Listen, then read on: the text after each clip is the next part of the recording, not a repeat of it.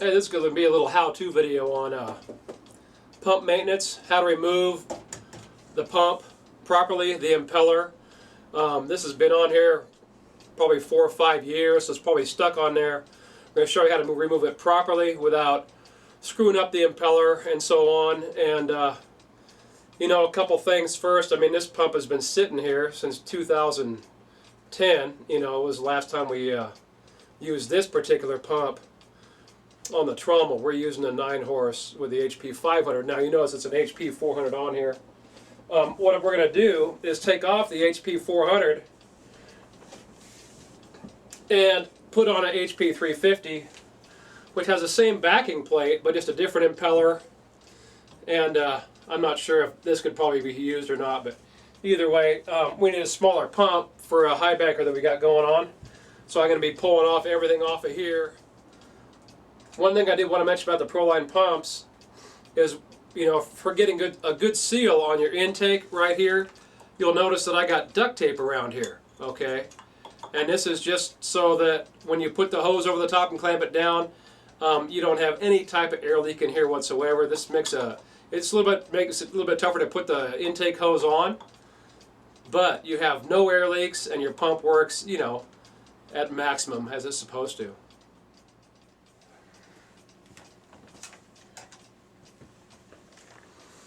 So the first thing I want to do is remove these 4 bolts we have here and here and here. And so all I've got is just a ratcheting wrench. You know, it's just a regular end wrench. You can use whatever you want. But, you know, it just makes it a little bit easier to get in there.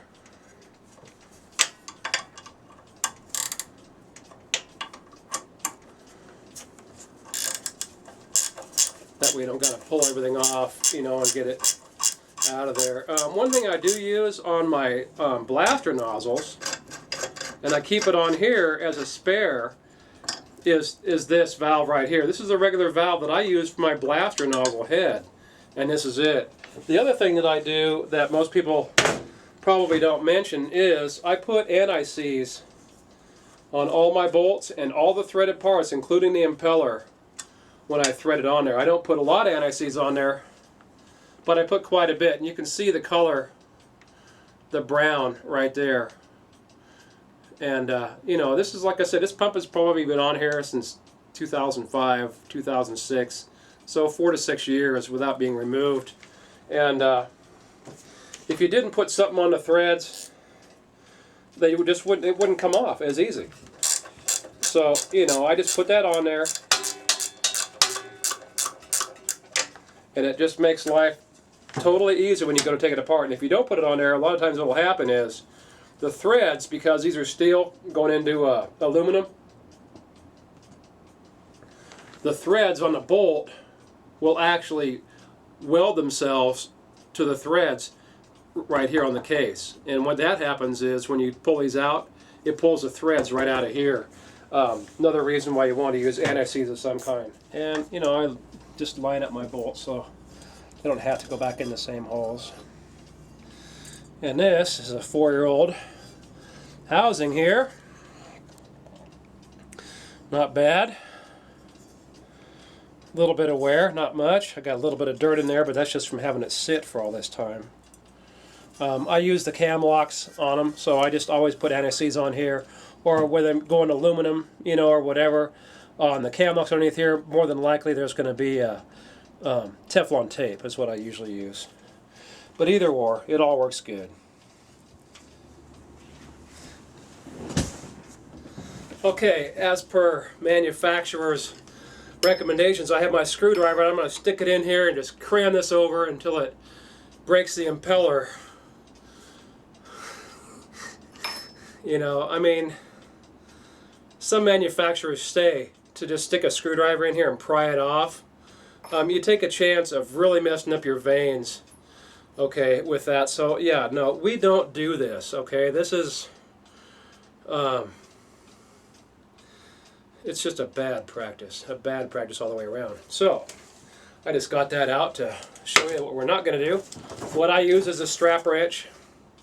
Okay, I'm going to go ahead and fit it on here to get it loosened up. And what I do is I put the wrench right on the outside.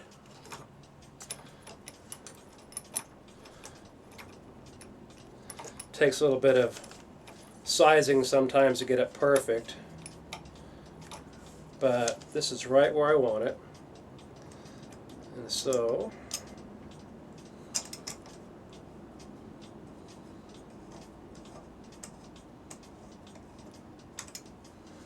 this needs to go in just a touch.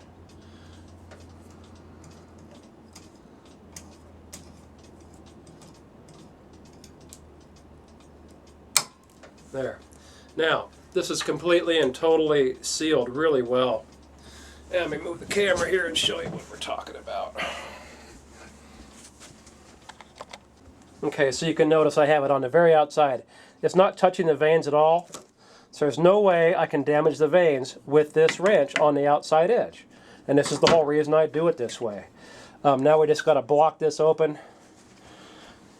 to where we can get to it, and we have a number of ways of doing that. I'm just going to go ahead and put an Allen wrench in here and use that. So, alright, I got my Allen wrench set to back it up. I don't remember what size it is though. That's the next one down. 5/32, I just don't know which size it is on here. So it must be that one. Okay, yep, fits right in there.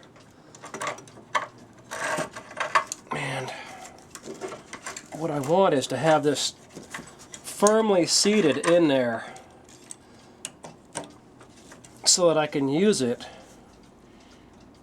just to help force this off, with hopefully without breaking the Allen wrench. Oh, there it came. And so that's it. That's it. Just popped right off. Okay, so that popped off pretty easy. Some of the other things I will do is when I have that in there, if it doesn't want to come easily without just a little bit of pressure, if it's really in there hard, you take the standard, you know, rubber hammer, little mallet, and just you tap on it. And what that'll do,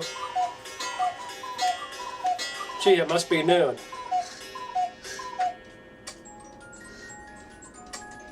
So, and you just tap on it. Okay, when you have this in there, you can either do it with your Allen wrench inside of here on the pulley holding it up, or sometimes if it's really, really hard, I will go ahead and pull off this back case and put a wrench on the actual drive shaft or something into the vanes so I can hold, you know, the entire shaft totally still. I've had them to where I've had to just beat these off with a rubber mallet, I mean, many times.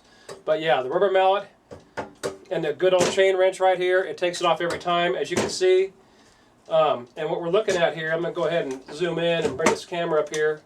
When we take this off, I'll show you how much damage we did to the impeller the way we're doing it right now. Okay, so I'm just going to pull this off the impeller, but I want you to see what I'm talking about as far as what kind of damage did we do. Okay, we did absolutely no damage whatsoever to the impeller. And this is what I'm talking about. When you're taking this and you put a screwdriver down in here, okay, what you're doing is taking a chance of marring these up. Now this has been marred up by a rock, okay, but I mean that's okay. I mean this impeller, like I said, it's old. It's like 4 or 5 years old. It still looks like brand new because I take care of it, you know. I mean, yeah, it's showing it's got a lot of wear on it.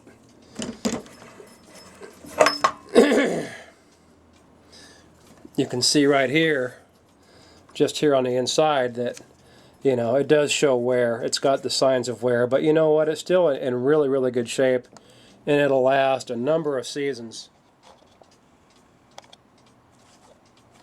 Yeah, so look at this shaft. You can still see the anti-seize on the shaft. I didn't put a whole lot on it, just put a little bit on there because I didn't want the anti-seize getting dragged all over the threads. So you just put a very, very small amount just on 1 or 2 threads, and it spreads through the rest of the threads because the threads are so tight together that, you know, it just forces it down and it just butters the whole thing on its own. Okay, now for taking off these inside ones, I still got the same wrench. And they're going to come off easy too because, why? That's right, because we put anti-seize on here. Actually, it wasn't anti-seize I put on. It was C500A, which is it's a high temp anti-seize. I'm sorry, C5A. And so yeah, that's what I use to get this stuff on and off. And I put it on every single thread. I mean, even the thread inside of the pulley.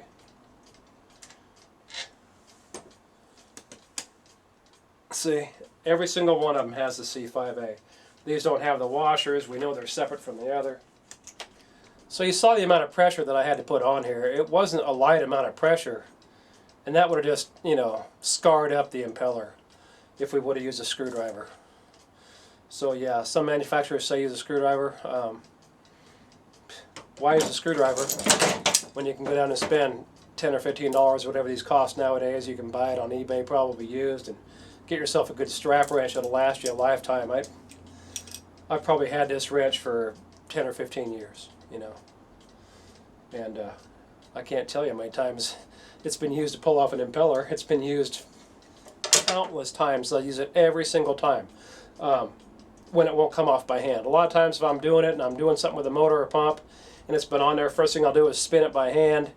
And a lot of times I can break it free with my hand. But, you know, that's maybe 9 out of 10 times, you know, that it won't work that way, and I have to use the strap wrench. So that's what we have a strap wrench for. They have different types of strap wrenches too. They actually have them just have a regular strap that goes through and you can just hold on to it and tighten it up and do that too. Strap wrenches work fine. I like the vice grip, you know, the chain wrench. It's just that much easier for me. Got all the bolts off except one. I want to leave the one on there because I still want to get this pulley out of here and get it loose. Hopefully it will just pop loose on it. Sometimes it does. Oh, sometimes it doesn't. Yep, came right off. Alright, just that simple. Now I'll take off my last bolt over here. This is not the greatest one, but it'll do. So,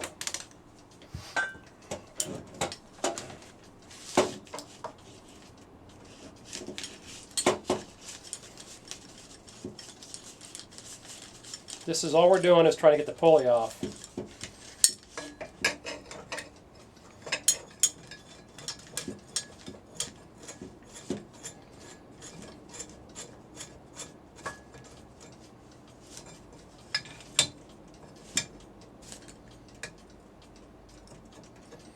Oh man, look at that. Now it goes right on.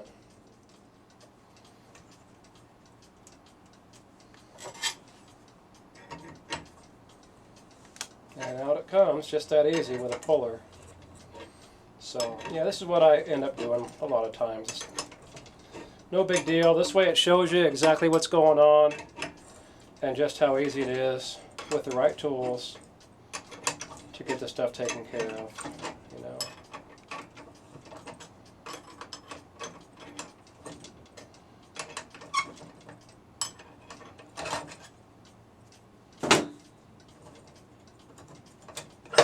There it is.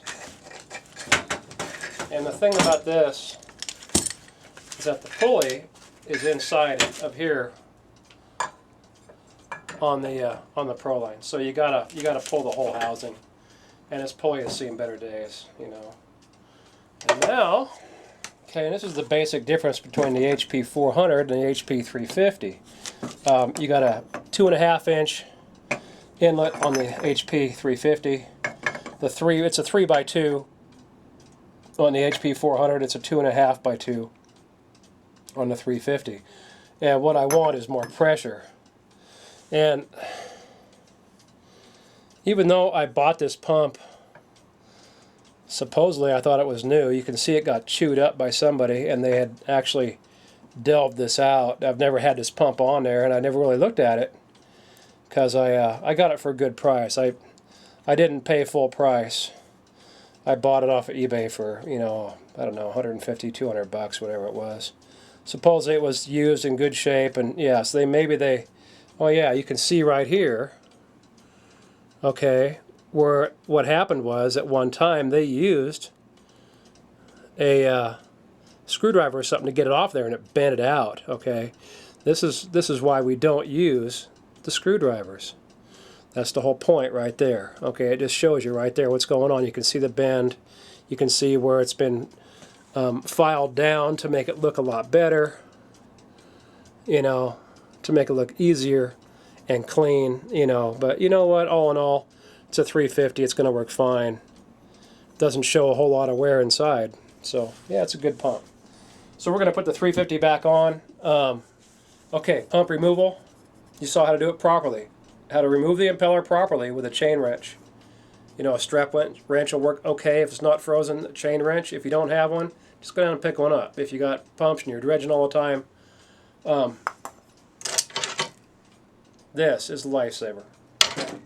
It makes your job 100% easier. We had to do a complete and total extraction. So I went out and got my regular, just, you know, 3-legged puller, and you saw it just came right off. It was no big deal to get that pulley off of there that was stuck on